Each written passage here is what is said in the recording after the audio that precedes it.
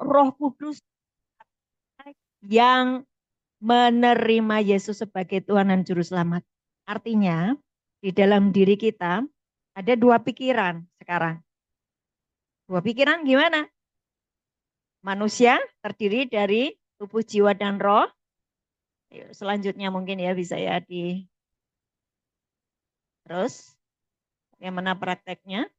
Nah ini ya, perhatikan Allah itu roh. Ada di Yohanes 4 ayat 24. Saya itu belajar menghafal firman itu dengan angka-angka. 424 itu hari ulang tahun saya. Mobil saya juga dikasih 424. 424 itu ada ayatnya loh. Allah itu roh dan barang siapa menyembah dia harus menyembah di dalam roh dan kebenaran. Allah itu roh. Berarti kalau kita mau menjadi seperti dia, kita harus hidup dalam roh. Nek kamu hidup di dalam daging, enggak mungkin bisa serupa dengan Kristus. Itu dulu dipikir ya. Oke, lanjut. Lanjutnya. Nah ini, manusia terdiri dari tubuh, jiwa, roh. Ayatnya ada. 1 Tesalonika 5 ayat ya 23. Coba dibaca bareng-bareng 23.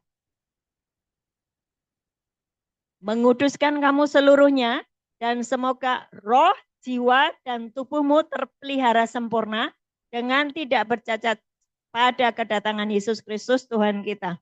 Tubuh, jiwa, dan roh harus sehat sampai Yesus datang. Jadi jangan ada yang sakit tubuhnya, jangan ada yang sakit jiwanya, jangan ada yang rohnya nyatu dengan roh yang lain. Ngerti ya? Ini manusia di zaman perjanjian lama itu di Kejadian 2 ayat 7. Coba di selanjutnya. Selanjutnya. Oke. Nah, nih di perjanjian lama ketika Tuhan menciptakan Adam dan Hawa, menciptakan manusia itu dari debu tanah dan nafas Tuhan. Maka muncullah makhluk yang hidup. Ini perjanjian lama. Ya. Zaman dulu Roh Kudus tidak hinggap di semua orang. Ngerti ya? Hanya orang-orang tertentu dihinggapi Roh Allah. Jadi Roh Kudus nggak netap di orang tersebut. Amen. Makanya Saul bisa menjadi seperti nabi, dia bernubuat. Apakah dia seorang nabi? Enggak. Roh Allah tiba-tiba hinggap di dalam Saul sehingga dia bernubuat seperti seorang nabi. Tapi pada waktu Roh Allah undur, habislah hidupnya. Gitu ya. Itu di perjanjian lama. Makhluk yang hidup. Ya, jadi nafas Tuhan ditambah dengan debu tanah jadiin satu jadi makhluk yang hidup. Kita buka di 1 Korintus selanjutnya, 1 Korintus 15 ayat 45. Ini ayat ini ngomong kayak gini. Yuk dibaca bersama-sama. Seperti ada tertulis, manusia pertama Adam menjadi makhluk yang hidup, tetapi Adam akhir menjadi roh yang menghidupkan. Pelan-pelan dulu ya. Manusia yang pertama Adam menjadi makhluk yang hidup. Sama dengan Kejadian 2 ayat 7 tadi kan? Makhluk yang hidup. Tetapi Adam yang akhir, siapa Adam yang akhir? Kristus. Ya. Adam yang akhir menjadi roh yang menghidupkan. Makanya sebetulnya kita yang sekarang percaya kepada Yesus Kristus, tadi langit terkoyak, roh Allah turun ke atas kita ketika kita terima Yesus sebagai Tuhan dan Juru Selamat. Kita ini jadi makhluk roh. Jadi tadinya makhluk yang hidup jadi roh yang menghidupkan. Ada sebuah perubahan. Ketika kita terima Yesus sebagai Tuhan dan Juru Selamat. Orang yang tidak terima Yesus sebagai Tuhan dan Juru Selamat, tidak ada roh Tuhannya, tidak ada roh kudusnya. Hanya nafas. Kalau nafasnya diambil, selesai. Roh Allah yang bekerja di atas orang-orang yang percaya kepada Yesus Kristus membuat kita menjadi serupa dengan Kristus. Ini modalnya dulu. Manusia tadi terdiri dari tubuh, jiwa, dan roh. Sebelum dia terima Yesus sebagai Tuhan dan Juru Selamat, dia hanya menjadi makhluk yang hidup. Tapi ketika dia terima Yesus sebagai Tuhan dan Juru Selamat, rohnya ini nyatu dengan roh Allah, roh Bapa, roh Kristus, roh Kudus. Jadi di Yohanes 4 ayat 24, Allah itu roh. Barang siapa dia menyembah Allah harus menyembah di dalam roh dan kebenaran. Roh dan kebenaran. Menyembah dia di dalam roh dan kebenaran itu bagaimana? Pelan-pelan. Pelan-pelan ya. Tadi ketika terima Yesus sebagai Tuhan dan Juru Selamat, roh kita nyatu dengan Roh Kudus. Roh menyatu dengan roh tidak bisa menyatu dengan daging. Daging di mana kita nih? Tubuh, jiwa, dan roh. Jiwa kita ini yang isinya apa? Pikiran, perasaan, keinginan, emosi, itu jiwa. Makanya ada orang sakit jiwa. Ya, emosinya terganggu, perasaannya disakiti. Itulah sakit jiwa. Orang yang sakit jiwa, jiwanya terluka, pikirannya terluka, hatinya terluka. Oke? Kenapa terluka? Karena dia sangat dipengaruhi dengan apa yang dia dengar lewat panca inderanya, lewat matanya, lewat telinganya. Dia dengar sesuatu dari luar, kena di jiwanya. Nah, Bapak Ibu, saya kasih tahu ya, orang itu mungkin berpikir bahwa yang disebut daging, perbuatan daging, hanya hal-hal yang misalnya berzina, mencuri, membunuh, iri hati. Gitu loh. Ya betul, itu di Galatia 5 ayat 19 sampai 20. Tapi ternyata ketika hati kita, perasaan kita, jiwa kita sangat dipengaruhi dengan apa yang kita lihat, apa yang kita dengar. Itu disebut kedagingan. Hah? Apa? Ulangi. Duduk sini. Ini pelajaran keren loh. Kalau kalian ngerti roh, jiwa, dan tubuh, nggak bingung ikut Yesus. Tapi kalau belum paham roh, jiwa, tubuh, apa sih? Maksudnya gimana sih hidup dalam roh? Maksudnya gimana kalau aku hidup di dalam daging? Kamu nggak ngerti kalau nggak ngerti nggak yang namanya roh, jiwa, dan tubuh. Pelan-pelan ya, ajari ya. Jadi, ternyata yang disebut kedagingan tidak hanya kamu berzina, iri hati, kemudian apalagi mencuri, berdusta. Itu ada di Galatia 5, 19 sampai 21. Udah hafal? Amin. Harus hafal. Harus ngerti. Nah, ternyata yang disebut kedagingan tidak hanya itu, tetapi ketika kita ini terlalu berfokus dengan apa yang kita lihat dengan mata kita, apa yang kita dengar waktu orang ngomongin kita, ya kan? Waktu lihat, wow, pasanganku lagi selingkuh, langsung makdem, ya kan? Pingsan, terus emosi jiwa. Sama toh berarti kedagingan toh? Betul nggak? Saya ini banyak merenungkan firman Tuhan, kenapa toh Tuhan kok gini? Kenapa toh Tuhan kok gini? Waktu itu saya nggak paham. Waktu Adam dan Hawa tidak boleh makan pohon pengetahuan hal baik dan jahat. Kenapa? Kok kenapa? Kan hal baik dan jahat kalau kita tahu kan baik menurut kita, ya kan? Tapi itu Tuhan itu gini loh, Tuhan itu kasih planning buat hidup kita ini supaya kita itu hanya mengerti kebenaran. Makanya di situ yang diceritakan kan Kejadian 2 ayat berapa itu ya? Ada beberapa pohon, banyak sekali pohon di situ yang dibicarakan Tuhan. ini ada dua pohon. Pohon kehidupan dan pohon pengetahuan hal baik dan jahat. Yang ini jangan kamu makan. Waktu kamu makan nanti kamu mati.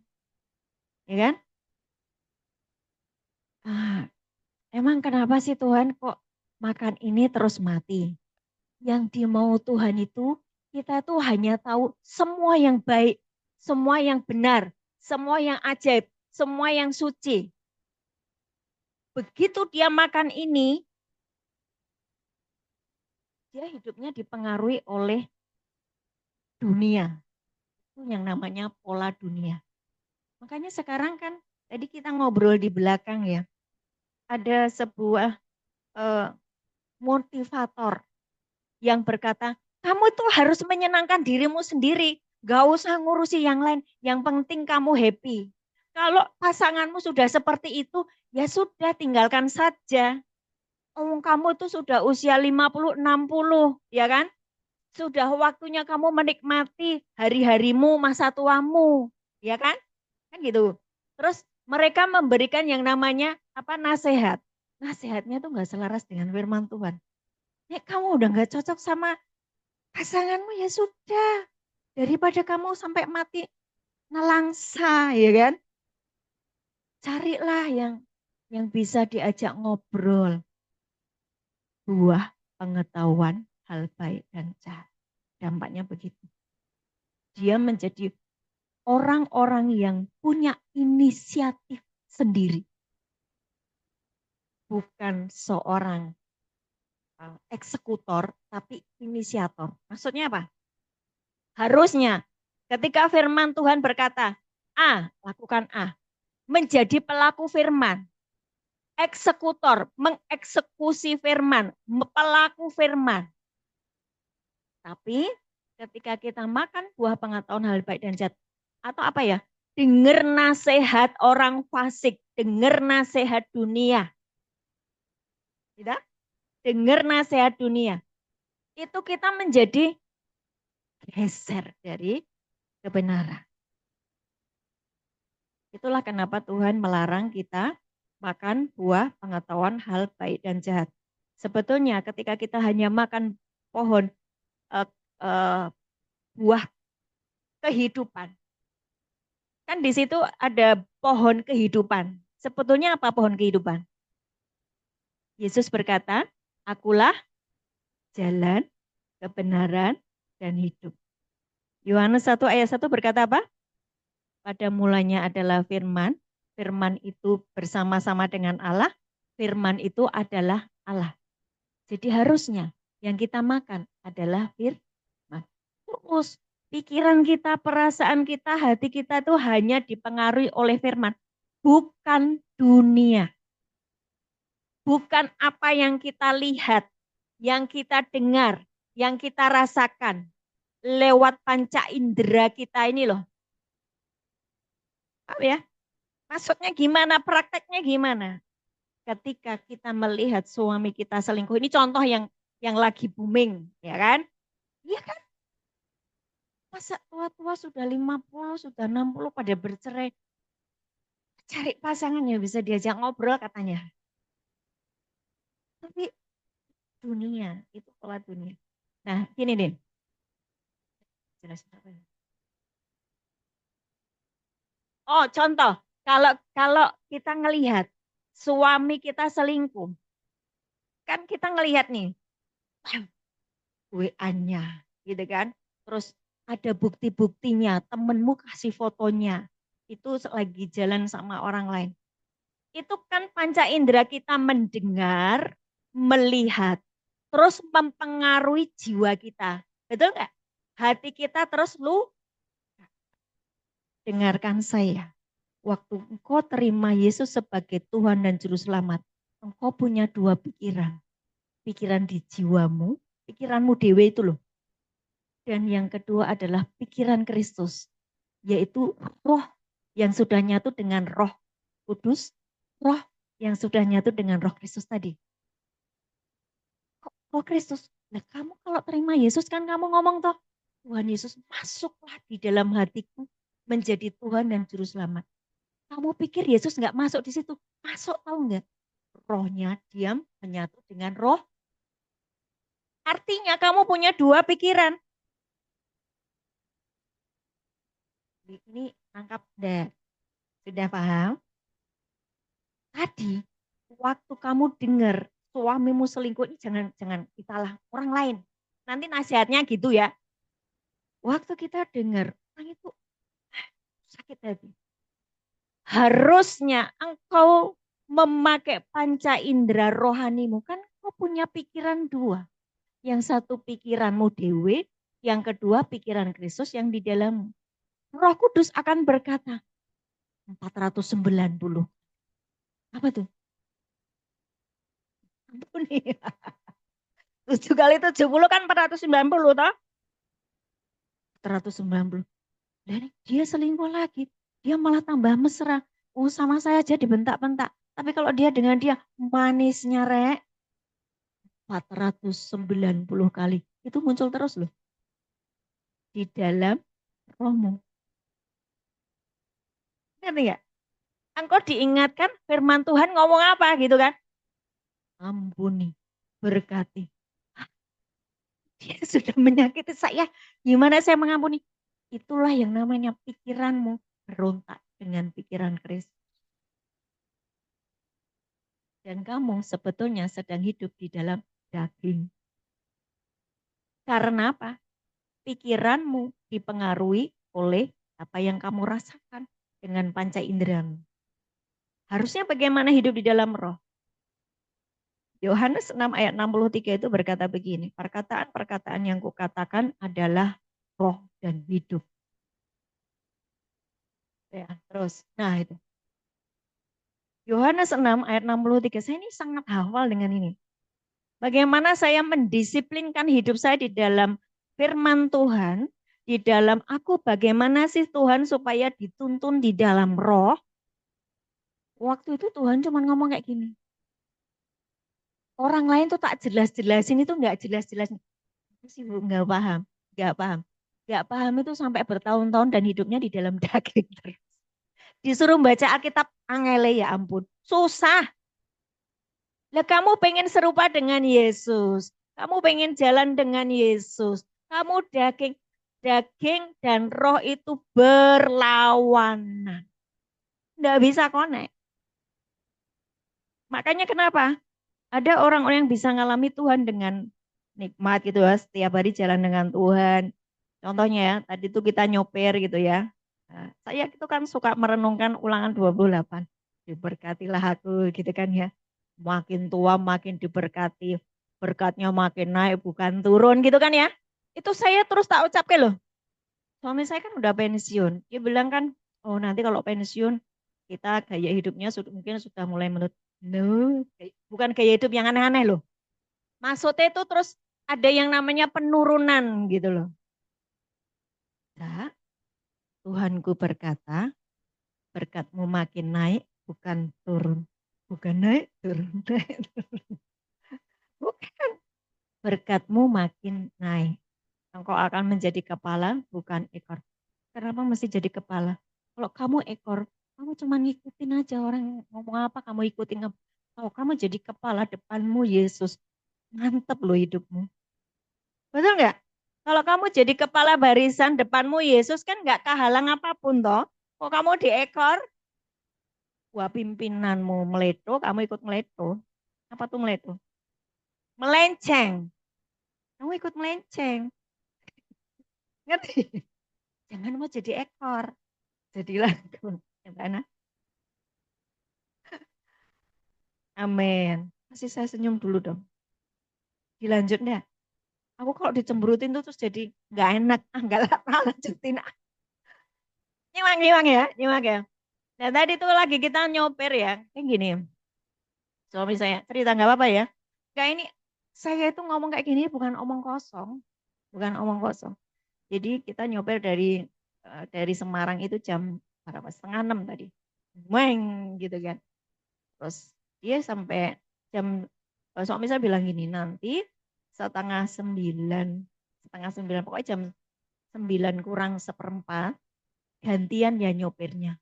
Oke. Saya enggak nanya apa-apa.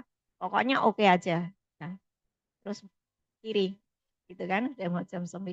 Gantian saya nyopir. Ini aku nyopirnya sampai MBZ. Aku nyopirnya sampai MBZ ya. Iya, iya, iya. Begitu sudah mau sampai MBZ itu, kiri ya ini. Iya, tapi dia sudah yes, yes. Dia itu lagi mainan saham. Saya nyopir itu dia dapat untung gede. Saya tapi nggak mau tahu urusannya suami. Saya nggak pernah mau urusan dengan apa. Pokoknya saya butuh apa harus ada. Nggak pernah konflik dengan suami. Saya nggak pernah konflik masalah uang dengan suami. Saya nggak pernah mau tahu dia punya uang berapa. Pokoknya kamu harus ikuti firman Tuhan. Berkatnya harus semakin naik, bukan naik turun. Dunia boleh kolab, tapi kamu anak Tuhan enggak. Kamu hidup di dalam ekonominya Tuhan, dalam ekonomi kerajaan surga. Jadi waktu dia, yes, saya sudah tahu dia untung.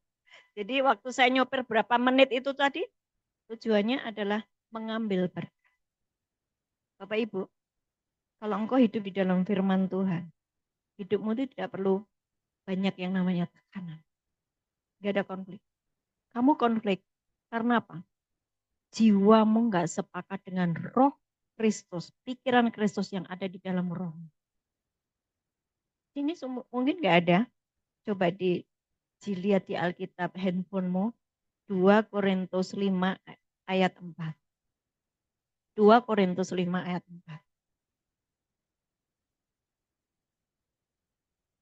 Kita ini mengalami tekanan hidup karena engkau mau menjadi manusia baru, tapi yang lama tidak ditinggalkan, tidak ditanggalkan. Betul nggak? Mbak Ana coba dibaca deh. Ini.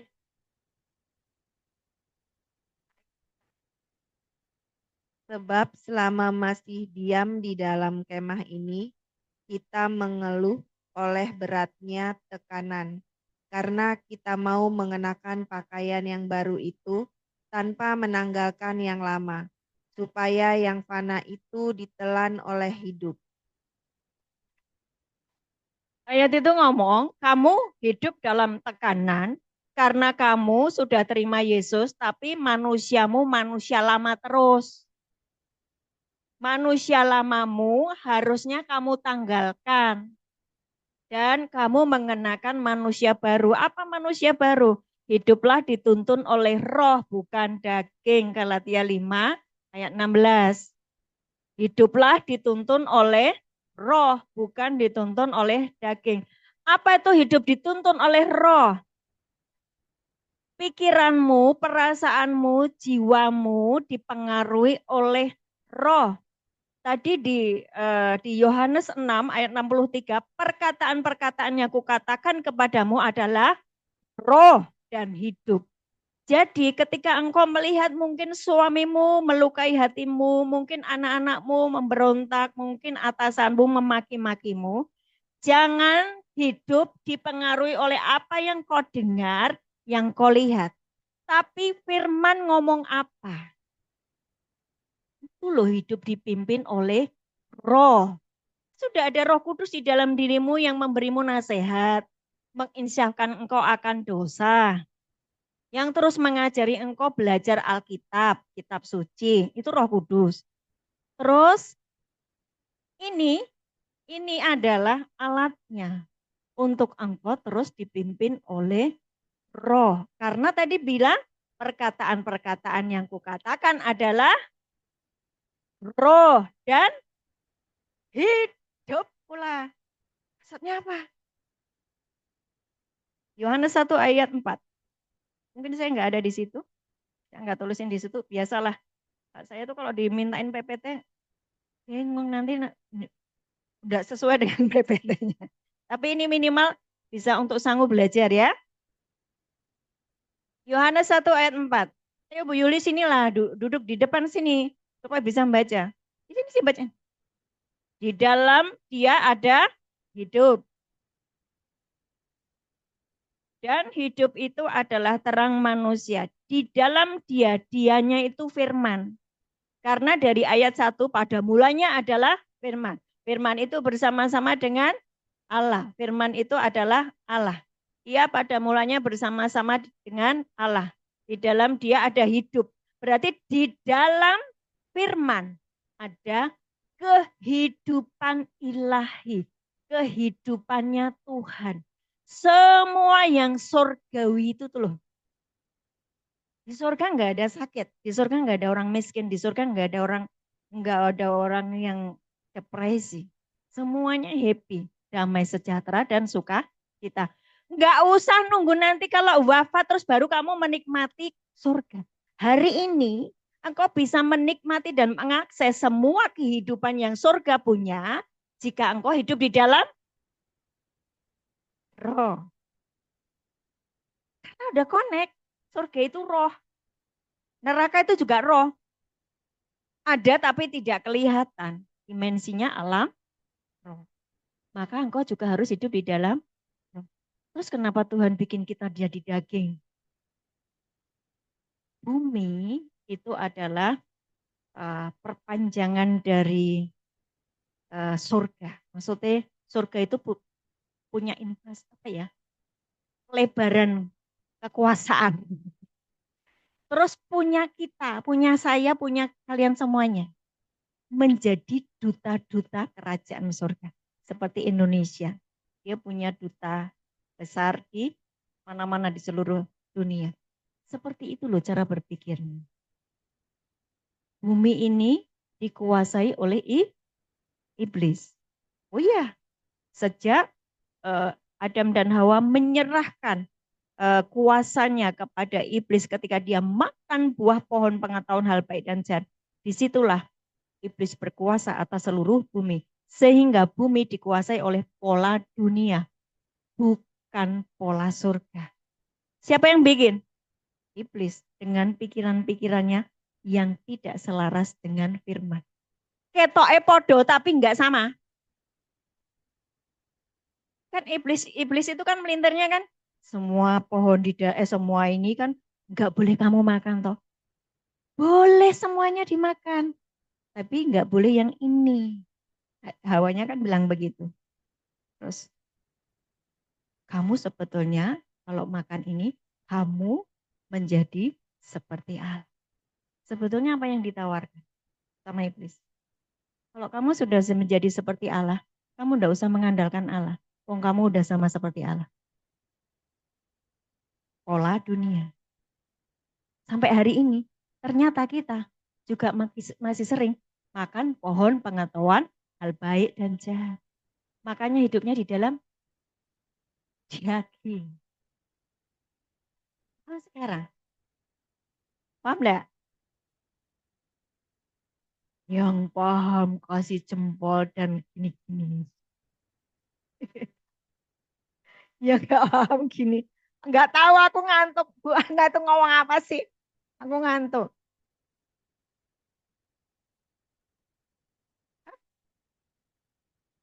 Oh iya, iya, iya, iya. Ya. Jadi eh, sampai di sini, Bapak Ibu, bagaimana kita menjadi serupa dengan Kristus? Kan itu tadi judul kita toh, ya kan? Bagaimana kita menjadi serupa dengan Kristus? Jiwamu, pikiranmu tadi loh. Jangan dipengaruhi oleh apa yang kamu dengar dengan telinga jasmanimu, apa yang kamu lihat dengan mata jasmani. Tetapi kamu harus mendisiplinkan pikiran di jiwamu dengan firman. Amin. Contoh-contoh. Kasih contoh Bu, biar saya paham. Saldomu hari ini cuma 500.000. Syonglah ini. 500.000. Ya dok? Masih belum bayarin. Enggak ada, enggak Bu, kita kaya-kaya. Puji Tuhan. Kita kan di sini kaya-kaya. Puji Tuhan. Tapi kalau kalian sudah mulai ambil rumah, ambil mobil. Wah sekolahnya anak-anakmu tuh ulang les ini, les ono, les ini, les ono. Halo itu, betul nggak? Betul Mbak Anti ya? Kalau belum gajian itu udah mepet-mepet gitu kan ya. Kamu nanti diomeli sama suamimu lagi kalau minta, udah kerja kok kamu masih minta saya gitu kan ya. Bagaimana engkau menciptakan saldomu itu yang udah mintip-mintip di masa krisis itu menjadi sama seperti firman Tuhan yang berkata, aku memberkatimu berkelimpahan. Lu nek limpah itu limpah, nggak pas, nggak minus. Apakah itu hanya bagi orang-orang tertentu yang pemain saham yang dia sudah ada menjadi manajer, menjadi direktur? Enggak. Di situ di ulangan 28 nggak ada tulisannya gitu toh. Tulisannya apa? Kalau kamu baik-baik mendengarkan suara Tuhan Allahmu dan melakukannya dengan setia segala ketetapannya, maka segala berkatnya akan datang kepadamu. Engkau diberkati di atas segala bangsa. Di atas segala bangsa. Berarti hidupmu di atas rata-rata. Terus bagaimana Bu? Pikiranmu, matamu itu aja terfokus pada saldomu. Jangan. Merem wae saldo nih. Saya tuh gak pernah tahu. Saya nggak mau urusan sama saldo saya. Merem. Saya cuma berpikir gini. Aku punya bapak yang baik. Dia mengasihi aku. Dan dia udah janji. Kalau aku baik-baik dengan suara Tuhan. Pokoknya aku hidup di dalam roh. Mengikuti firman. Aku bukan seorang inisiator yang bikin cerita hidupku sendiri. Misalnya kalau suamiku keras kepala, terus kemudian dia berzina, terus saya juga berzina, terus saya selingkuh. No, saya tidak mau menjadi orang yang menulis cerita saya sendiri. Saya tidak mau menjadi seorang inisiator, tetapi saya mau menjadi seorang eksekutor, pelaku firman, pelaksana dari firman-Nya. Maka hidup saya ada di dalam ceritanya Tuhan. Kalau saya lagi kurang, Tuhan akan datang tik-tik-tik dengan malaikatnya memberkati saya. Dan berkatnya tidak pas untukmu, tapi limpah. Kenapa you mesti limpah? Kenapa? Ya Tuhan malulah. Wong kamu duta kerajaan kok marah. Lu malu. Betul enggak? Bosmu malu. Masa James itu duta kerajaan? Enggak mungkin. Kalau kamu paham ini. Kalau kamu paham ini. Sebetulnya yang membuat kamu miskin itu apa sih? Pikiranmu dewe. Pikiranmu ini loh. Membatasi kuasa Tuhan bekerja. Ketika dipengaruhi oleh matamu, telingamu yang ngomong saldomu, saldomu, saldomu, saldomu. Emang gue pikirin, aku punya papa yang baik. Mestinya kan ngomong begitu, yang muncul itu adalah firman ngomong apa? Bahwa Bapakku akan memberkati aku berkelimpahan. Aku akan diangkat jadi kepala bukan ekor. Bahkan ketika kebutuhan itu belum datang, dia mengirimkan berkatnya ke atasku. Itu firman. Kiranya engkau memberkati aku berlimpah-limpah. Aku selalu ngomong kayak gini. Supaya apa? Ini masa-masa tidak bagus buat ekonomi kita. Bahkan di seluruh dunia. Tapi buat kita yang nempel sama Tuhan, yang sudah shifting dari maut kepada hidup. Kamu hidup di dalam dunianya Tuhan. Enggak ada resesi bro. Enggak ada. Enggak ada wabah. Enggak ada. Loh, yang Mesir kena wabah itu Israel kena enggak? Ceritanya Musa itu lo inget dia. Israel kan tinggal di Goshen loh, dibedakan dan diistimewakan. Demikian pula kita ini Israel rohani. Tapi dengan catatan engkau hidup di dalam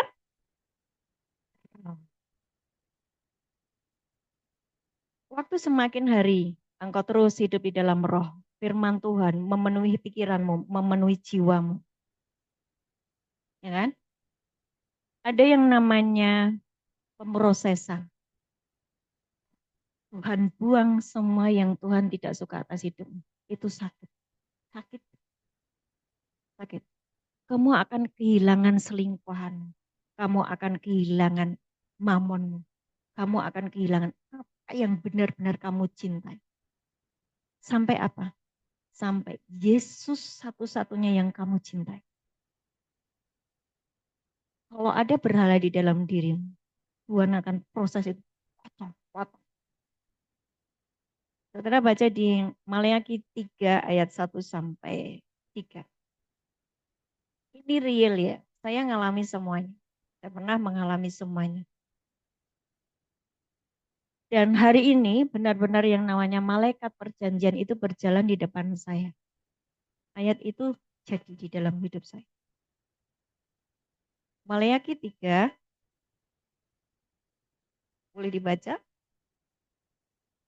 Ayat 1 sampai 3.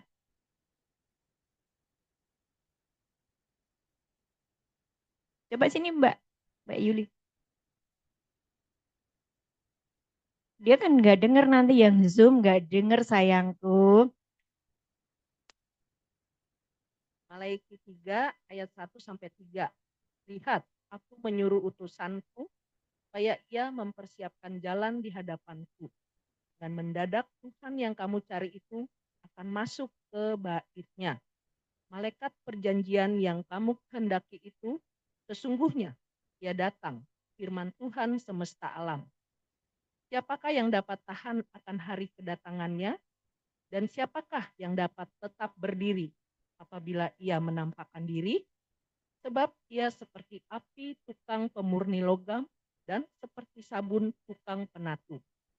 Ia akan duduk seperti orang yang memurnikan dan mentahirkan perak. Dan ia mentahirkan orang Lewi, menyucikan mereka seperti emas dan seperti perak, supaya mereka menjadi orang-orang yang mempersembahkan korban yang benar kepada Tuhan. Jadi, waktu Tuhan mendatangi kita, ada sebuah proses. Maksudnya mendatangi apa? Kan kita mau serupa dengan Kristus, tak? Mau nyatu dengan Kristus kan? Mau jalan dengan Kristus kan? Allah itu roh. Lah daging-dagingmu tadi itu dihabisi. Makanya Allah mendatangimu seperti tukang pemurni logam. Segala yang keras di dalam dirimu akan dihancurkan. Ada seperti api yang besar sekali. Tukang logam kan begitu kerjanya toh. Supaya peraknya itu sudah benar-benar bisa menjadi sebuah bejana yang dia inginkan. Sampai dia itu bisa melihat wajahnya sendiri di dalam perak tadi. Itu artinya sudah bersih. Itu pakai api. Hari ini Tuhan kalau mendatangimu dengan segala macam sepertinya sesuatu yang menyakitkan, Tuhan sedang memurnikan hidupmu. Tuhan sedang melepas semua ikatan-ikatanmu yang Tuhan tidak suka itu loh. Tuhan datang seperti pemurni logam. Tuhan juga datang seperti seorang penatu, tukang cuci yang gosoknya pakai ini loh, pakai gilasan itu loh. Bukan pakai mesin cuci, gak bersih mesin cuci. Malas aja kita yang gini-gini ya kan. Mesin cuci itu kan karena kita malas nyuci yang benar kan kayak zaman dulu itu loh. Kayak gilasan itu. Dia datang untuk membersihkan kenajisan. Supaya engkau hidup di dalam roh sesuai firman-Nya. Nah, waktu engkau dengar firman ada benturan di dalam dirimu toh. Mosok dia yang jahat aku 490. Nah gitu kan. Cerdas loh kalau aku ngomong kayak gitu. Ngampuni maksudnya ya. Iya kan? 70 kali 7 kan 190. Mosok aku ngomong. Benturan-benturan itu harus engkau selaraskan dengan firman. Jangan keras kepala.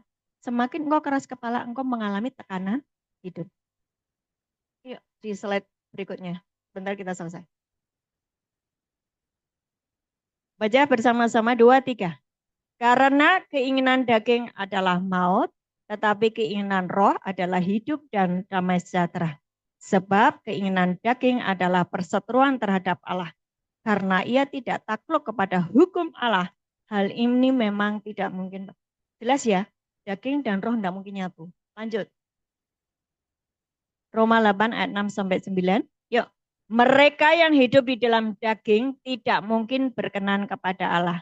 Tetapi kamu tidak hidup di dalam daging, melainkan dalam roh. Jika memang roh Allah diam di dalam kamu. Tetapi jika orang tidak memiliki roh Kristus, ia bukan milik Kristus. Stop dulu di sini. Ayat ini sekarang mudeng toh? Baca ayat ini sekarang paham? Dulu nggak paham toh?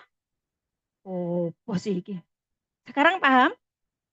Mereka yang hidup di dalam daging tidak mungkin berkenan kepada Allah. Tidak mungkin karena Allah itu roh. Terus, tapi kamu tidak hidup di dalam daging, melainkan di dalam roh. Tadi rohmu nyatu dengan rohnya Allah, rohnya Roh Kudus, Roh Kristus. Kok bisa ada Roh Kristus di dalam dirimu? Waktu aku terima Yesus sebagai Tuhan dan Juru Selamat, Tuhan masuklah di dalam hatiku. Roh Kristus. Ya. Jika memang roh Allah diam di dalam kamu, tapi jika orang tidak memiliki roh Kristus, ia bukan. Hati-hati loh. Ini firman. Dan harus terjadi dalam hidupmu. Ketika engkau memiliki roh Kristus, engkau akan seperti Kristus. Betul apa betul? Kalau kamu punya roh iblis, kamu seperti. Tapi kalau kamu punya roh Kristus, kamu seperti. Jiwamu itu belum sepakat. Jiwa itu apa sih tadi? Perasaanmu, pikiranmu, emosimu, kehendakmu itu tadi loh. Harus dihancurkan sampai engkau waktu baca Alkitab. Oh, aku sekarang, begitu kamu ngomong, mudeng aku sekarang. Pikiranmu nyatu dengan pikiran Kristus yang ada di rohmu. Dan jadi, janji Tuhan terjadi.